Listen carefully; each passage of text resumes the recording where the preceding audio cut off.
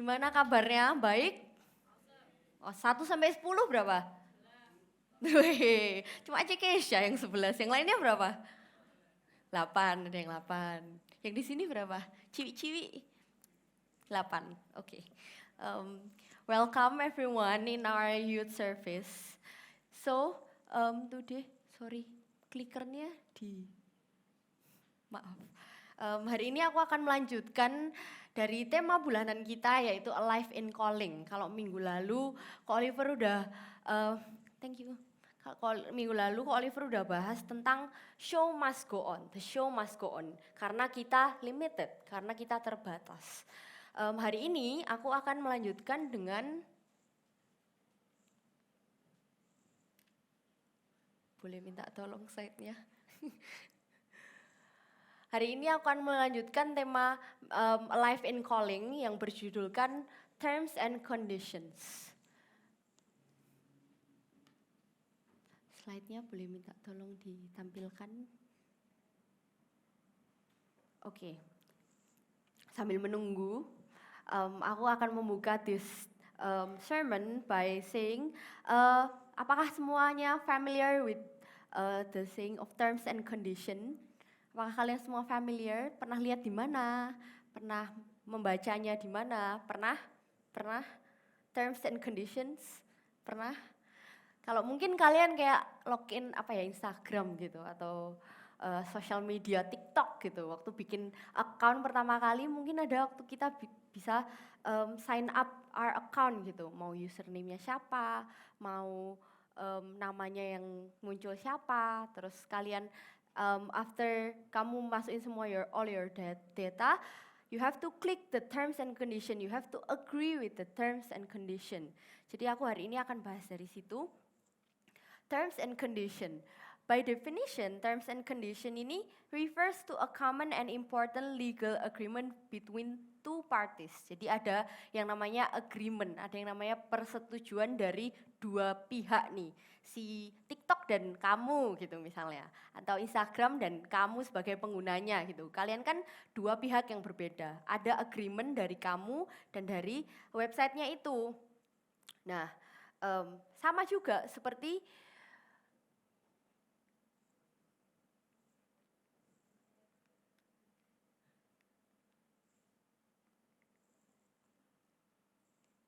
boleh di back dulu, sorry. Duh.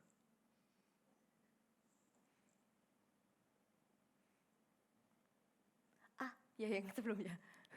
Sorry ya, sama juga kayak God's calling di hidup kita gitu. God's calling comes with terms and condition too, dimana kita boleh sebelum kita menjawab panggilan Tuhan, sama seperti kayak kamu lagi sign up account di Instagram atau sama kayak kamu lagi sign up account di TikTok, kamu harus agree on some terms and condition. Hari ini kita mau lihat apa sih terms and condition yang Tuhan ingin kita agree on in order for us to answer His calling gitu. Ada syarat dan ketentuan yang harus kita setujui, harus kita lakukan untuk kita bisa menjawab dan menjalankan calling Tuhan. Nah, bahkan di beberapa website or beberapa account, beberapa case, boleh next. In some cases, sometimes, kita nggak bisa lanjut ke next step kalau kita nggak tick on the terms and condition, kalau kita nggak agree on the terms and condition itself. Di beberapa case kalau kita nggak mencet si tombol agree on terms and condition itu, kita nggak bisa melanjutkan ke step berikutnya. It requires us to agree on some terms and condition. Kayak misalnya itu, kamu mau order something gitu, harus klik the terms and condition baru you can click the place order button. Same thing with other account gitu. Jadi di sini Tuhan mengingatkanku kalau misalnya Tuhan mau aku menjawab callingnya dengan click on the terms and condition first, click agree on it first gitu. Aku mau kasih another example, kalau misalnya kalian di airport gitu, pertama kali kalian ngapain? Cari counter check-in-nya dulu kan, misalnya naiknya Garuda nih, cari dong counter Garuda, terus kalian check-in. Habis itu lanjutnya kalian boleh drop your luggage, kalian boleh immigration kalau keluar negeri, terus and then security check, and then customs, baru kalian bisa boarding gitu. Nggak bisa kalian datang langsung mana pintu pesawatnya, nggak bisa gitu. Kalian ke Juanda terus kalian nyari pintu pesawat Garudanya, nggak bisa gitu. Jadi you have to go step by step gitu. Meskipun kita udah bayar tiket, meskipun kita udah melakukan semua persyaratannya, tidak serta-merta kita bisa langsung naik ke pesawatnya gitu. Nggak serta-merta kita juga bisa langsung mendapatkan hasilnya gitu, atau langsung jump on the final result gitu. Nah, hari ini aku akan mengambil dari Yosua 1 ayat 6 sampai 9. Boleh kita baca bersama-sama? 3, 2, 1. Kuatkan dan teguhkanlah hatimu, sebab engkaulah yang akan memimpin bangsa ini memiliki negeri yang kujanjikan dengan bersumpah kepada nenek moyang mereka untuk diberikan kepada mereka. Hanya kuatkan dan teguhkanlah hatimu dengan sungguh-sungguh, bertindaklah hati-hati sesuai dengan seluruh hukum yang telah diperintahkan kepadamu oleh hambaku Musa. Janganlah menyimpang ke kanan atau ke kiri, supaya engkau beruntung kemanapun engkau pergi. Janganlah engkau lupa memperkatakan kitab Taurat ini, tetapi renungkanlah itu siang dan malam, supaya engkau bertindak hati-hati sesuai dengan segala yang tertulis di dalamnya. Sebab dengan demikian perjalananmu akan berhasil dan engkau akan beruntung. Bukankah telah kuperintahkan kepadamu, kuatkan dan teguhkanlah hatimu, jangan kecut dan tawar hati, sebab Tuhan Allahmu menyertai engkau kemanapun engkau pergi. Amin. Jadi ada yang notice nggak? Berapa kali sih dari ayat Yosua 1, 6 sampai 9 ini Tuhan mengatakan kuatkan dan teguhkanlah hatimu. Ada yang tahu berapa kali? 1, 2, 3, 4. Berapa kali Tuhan ngomong ke Yosua kuatkan dan teguhkanlah hatimu? 3? Iya benar Kat, 3. Jadi Tuhan di sini mengatakan kuatkan dan teguhkanlah hatimu 3 kali ke Yosua. Kalau di dalam NIV dikatakan be strong and courageous gitu. Kuatkan dan teguhkanlah hatimu. Aku mau membahas sedikit tentang God's behavior. Waktu dia tuh memberikan this command to Joshua gitu. Gimana sih behavior yang Tuhan mau tunjukkan ke Joshua saat dia mengatakan be strong and courageous, saat dia mengatakan kuatkan dan teguhkanlah hatimu. Yang pertama ada reassurance atau memastikan gitu. The repetition of be strong and courageous, kuatkan dan teguhkanlah hatimu, menunjukkan seberapa penting untuk Joshua boleh terus menguatkan dan meneguhkan hatinya di tengah-tengah challenges yang dia hadapi. Kalau misalnya strong and courageous itself itu bukanlah sesuatu yang penting, tidak akan Tuhan mention berkali-kali dong. Nggak akan Tuhan tuh ngomong sampai 3 kali di ayat 6 sampai 9 ini. Nah, contoh nih, aku juga merasa aku sering mengulangi hal yang sama berkali-kali just to make sure that someone is understand, kayak mereka bisa mengerti their task gitu. Misalnya kayak temanku, kamu jangan lupa hari Minggu bawa ini, udah nih sekali. Terus besoknya, Minggu ya jangan lupa 2 kali. Nanti hari Sabtunya, besok ya jangan lupa, wes tahu, sampai kesel gitu ya mungkin. Jadi kayak itu tuh sesuatu yang menunjukkan bahwa itu adalah hal yang penting. Tuhan menunjukkan ke Joshua bahwa memastikan kepada Joshua reassurance ini bahwa be strong and courageous adalah hal yang Tuhan ingin Joshua lakukan sungguh-sungguh gitu. Tuhan juga memberikan alasan kenapa Joshua harus menguatkan dan meneguhkan hatinya dengan berkata di NIV, because you will lead these people to inherit the land I swore to their ancestors to give them. Jadi Tuhan tuh udah berjanji nih sama bangsa Israel. Tuhan udah berjanji untuk mereka boleh mendapatkan tanah perjanjiannya kembali. Dan he made it looks like and sounds like it is a big deal. Dan memang it is a big deal gitu. Karena Joshua memimpin mereka dan untuk mereka boleh, untuk Tuhan boleh mengenapi janji Tuhan atas bangsa Israel. Ini adalah sebuah task yang besar nih. Tuhan mau ngasih tahu Joshua, ini serius ya, nggak main-main ya gitu. Dari reassurance ini Joshua juga timbul yang namanya God confidence gitu loh. He gain confidence through this repetition gitu, through this command yang Tuhan udah berikan kepada Yosua. Yang kedua, God's behavior yang kedua adalah encouragement atau memberi semangat, memberikan semangat. The command be courageous means that Tuhan nggak mau Joshua itu discouraged dong. Tuhan nggak mau Joshua itu be afraid dong. It indicates that fear and ketakutan dan discouragement itu adalah sesuatu natural human emotions gitu, natural behavior dari manusia. Tuhan tahu, Tuhan expect kalau Joshua akan takut, kalau Joshua akan discouraged. That's why Tuhan bilang be strong and courageous gitu.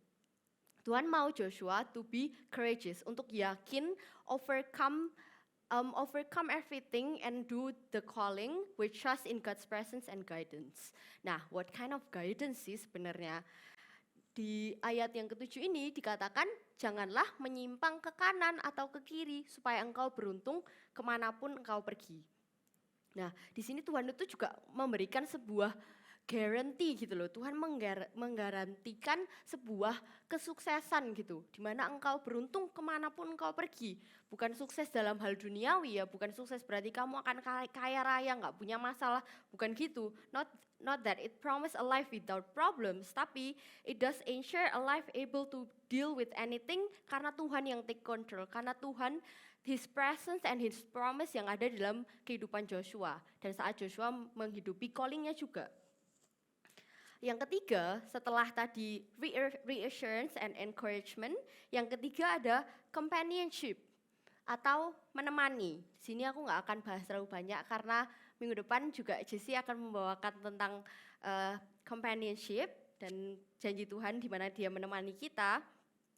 Tapi di sini Tuhan berkata, sebab Tuhan Allahmu menyertai engkau kemanapun engkau pergi. Di ayat yang ke-9 ini Tuhan berkata, kalau Dia akan menyertai engkau kemanapun engkau pergi. Enggak untuk dilakukan dengan kekuatan Joshua sendiri. Joshua's calling is not meant to be done by himself gitu. Enggak supposed to be dilakukan karena kekuatan Joshua sendiri, tapi karena kekuatan Tuhan dan presence Tuhan yang ada atas Joshua. Tuhan berjanji untuk terus accompany perjalanan kita, terutama saat kita menjawab calling kita, sama seperti Joshua. Nah, there are three behavior yang Tuhan mau tunjukkan ke Joshua waktu Dia berkata be strong and courageous. Yang pertama tadi reassurance, yang kedua tadi encouragement, dan yang ketiga ada companionship. Tuhan memastikan bahwa hal ini adalah panggilan yang penting untuk Joshua. Tuhan juga memberikan God confidence, Tuhan memberi semangat kepada Joshua, semangat yuk, bisa yuk Joshua yuk gitu. Terus companionship juga Tuhan memberikan penyertaannya gitu pada Joshua. Aku mau go to the next point, which is there are three terms and conditions yang Tuhan tunjukkan dari di mana Joshua ini boleh mengenapi dari three terms and condition ini. Joshua boleh agree on, boleh take on, dan dia boleh go next step gitu, to the next step di mana dia mengenapi calling Tuhan. Aku mau ambil dari yang ayat 8. Di NIV berkata, boleh di next. Iya. Keep this book of the law always on your lips, meditate on it day and night, so that you may be careful to do everything written in it. Then you will be prosperous and successful. Ini aku ambil dari NIV. Yang pertama ada keep this book of the law on your lips. Gimana maksudnya? Tuhan mau kita untuk terus memperkatakan firman-Nya gitu. Tuhan ingin buat Joshua dan tentunya buat setiap dari kita bisa keep talking about His words gitu. Bisa keep talking about firman-Nya gitu. Firman Tuhan itu tuh not made to be kept by ourselves gitu. Firman Tuhan nggak diciptakan untuk kita baca, kita simpan, kita mengerti, diem aja gitu. Enggak. Tapi Tuhan mau kita untuk share. Tuhan mau kita untuk share the word of God. It meant to be shared gitu. Especially saat kita menjawab panggilannya, saat kita menjawab panggilan Tuhan, Tuhan mau kita sambil menyampaikan firman-Nya gitu, sambil keep the book of the law always on our lips, seperti di ayat ini. This command juga come as one of the term and condition yang Tuhan mau kita untuk agree with. Salah satu poin yang kita mau tick gitu, yang Tuhan mau kita centang gitu sebelum kita menjalankan calling-nya. Seperti juga yang Tuhan katakan tadi, be strong and courageous gitu loh. Keep on saying that, keep on sharing that you have to be strong and you have to have courage gitu. Dimana kita boleh menguatkan dan meneguhkan hati kita dimanapun, kapanpun, apapun yang kita lakukan, kita boleh terus berpegang pada firman ini. Kita boleh terus keep it out of our lips gitu. Kita boleh terus mengatakannya gitu loh, menyampaikannya gitu loh. Gak cuma kamu baca di rumah atau kita baca hari ini to be strong and courageous and then udah selesai sampai situ. Enggak. Yang Tuhan mau untuk kita terus keep this book of the law on our lips. Buat kita terus boleh mengulangnya dan mengatakannya. Aku juga mau baca di Ulangan 6 ayat 7. Haruslah engkau mengajarkannya berulang-ulang kepada anak-anakmu dan membicarakannya apabila engkau duduk di rumahmu, apabila engkau sedang dalam perjalanan, apabila engkau berbaring, dan apabila engkau bangun gitu. Amin. Dimana Tuhan bilang untuk berulang-ulang, bukan sekali aja. Bukan Tuhan nggak ngomong kayak be strong and courageous, keep it on your lips once gitu. Enggak, Tuhan nggak pernah bilang kayak gitu. Nggak pernah bilang untuk kamu mengucapkan firman sekali aja cukup loh. Tapi Tuhan mau kita untuk terus mengulang-ulang gitu. Mengajarkannya berulang-ulang. That's the first point, which is the first terms and condition, which is keep this book of the law on your lips. Second, we have meditate on it day and night. Setelah we keep the book of the law on our lips, we have to meditate on it day and night. Meditate di sini doesn't mean kayak kamu yoga gitu ya, maksudnya bukan meditasi gitu ya.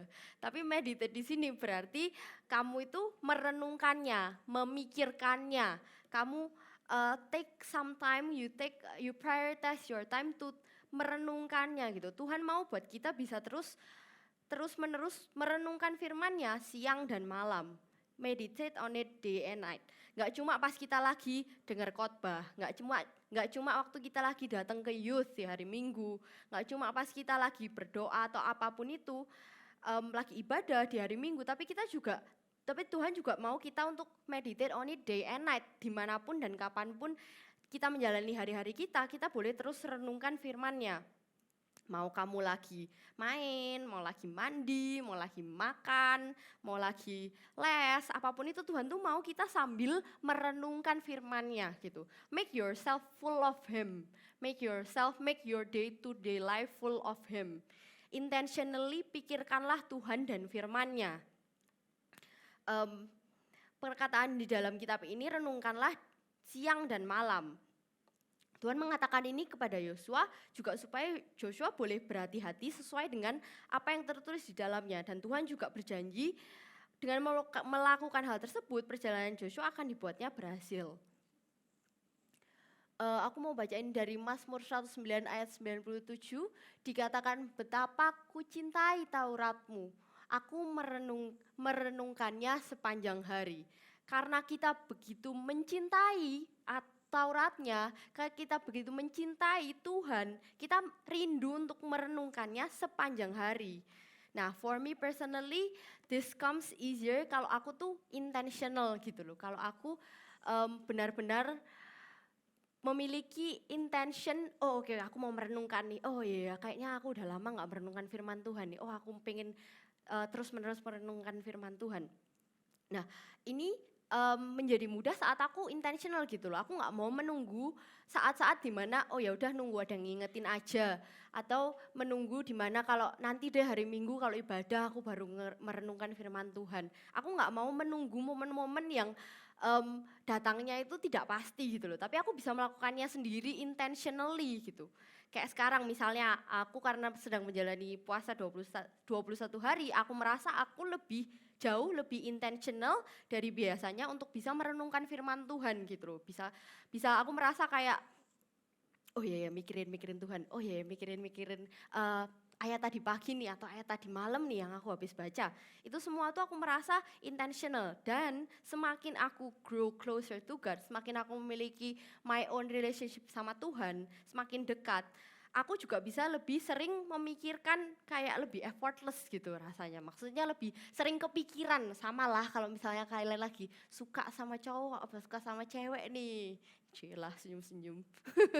Jadi kalian kan kayak mikirin terus gitu loh, kayak padahal kayak nggak mau mikirin tapi kok kepikiran terus gitu. Sama kalau semakin kita dekat sama Tuhan juga semakin effortless buat kita tuh bisa kapanpun rasanya tuh kepikiran Tuhan terus, kepikiran kayak oh Tuhan pengennya aku lakuin apa ya, Tuhan pengennya aku melakukan apa yang untuk menyenangkan hatinya ya, untuk menjadi berkat buat orang-orang lain di sekitarku ya. Jadi itu bisa come lebih natural as we grow closer to God gitu.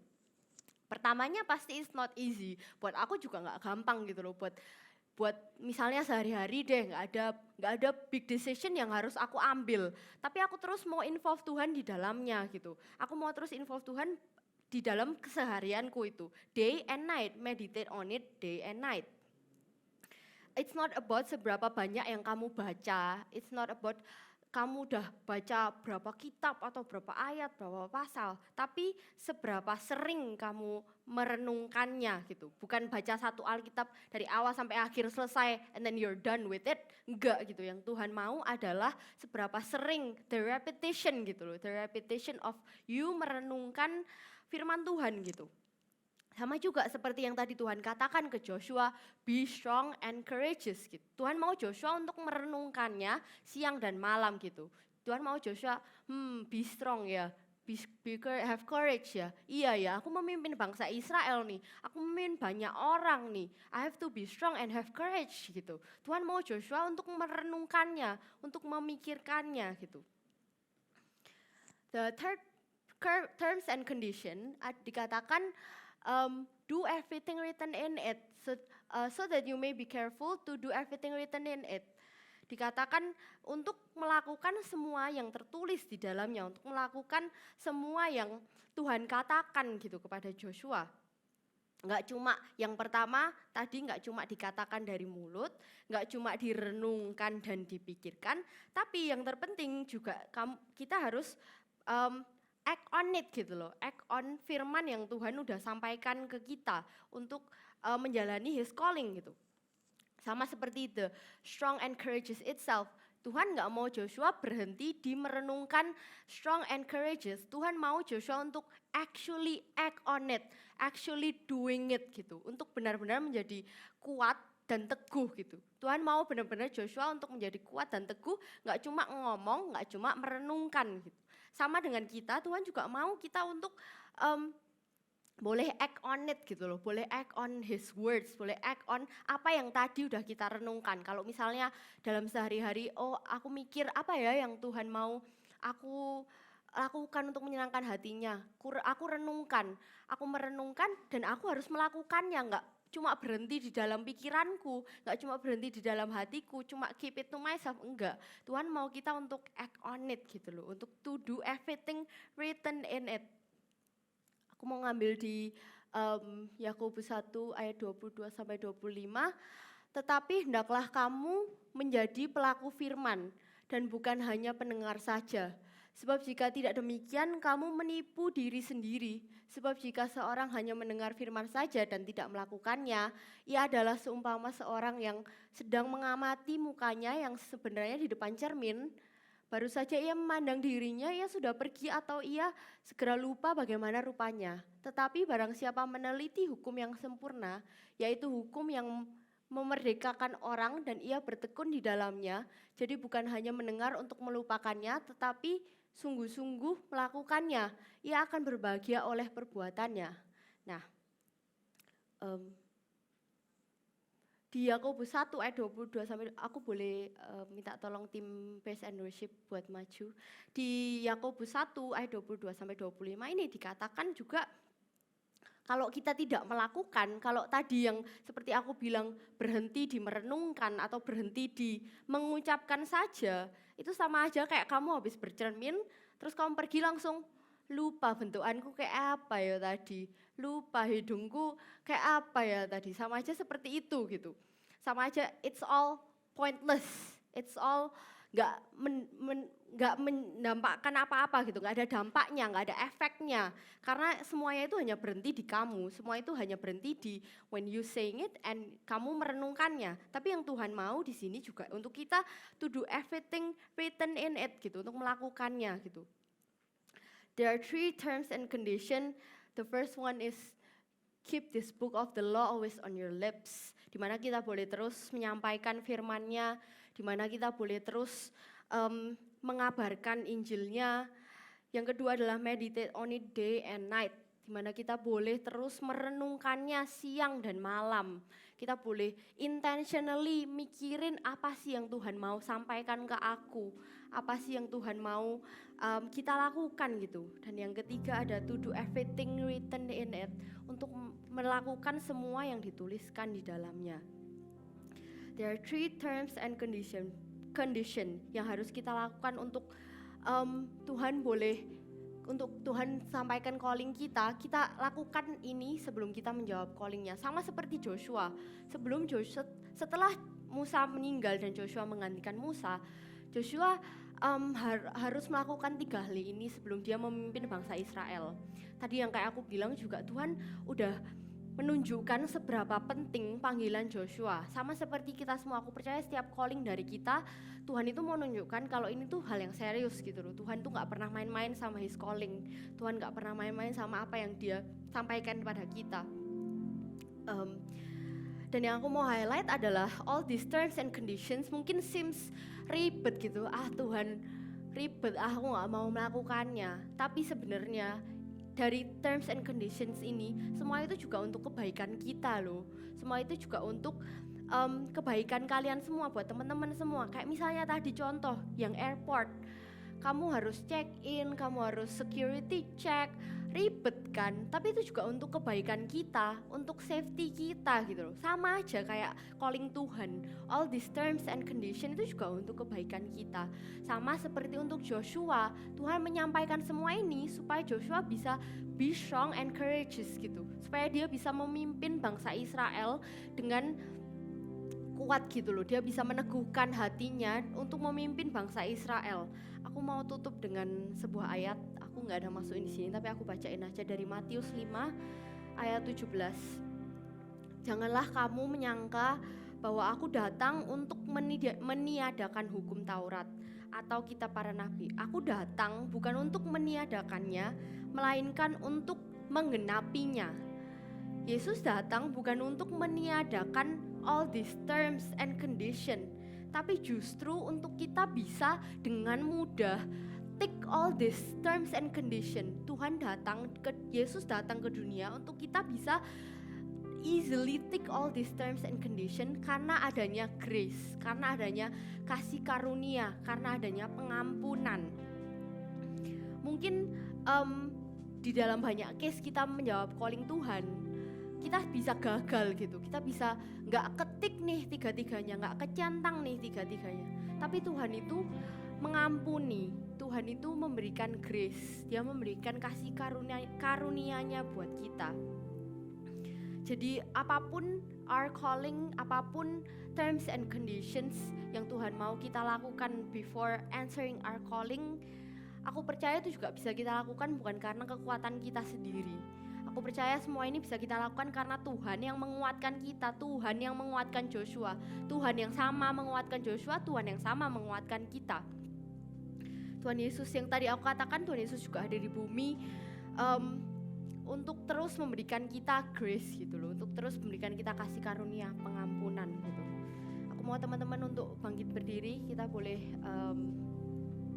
satu dalam doa. Tuhan, kami bersyukur ya Bapa untuk firman-Mu ya Tuhan. Kami bersyukur ya Bapa untuk your reminder about our terms and conditions in order to answer your calling ya Tuhan.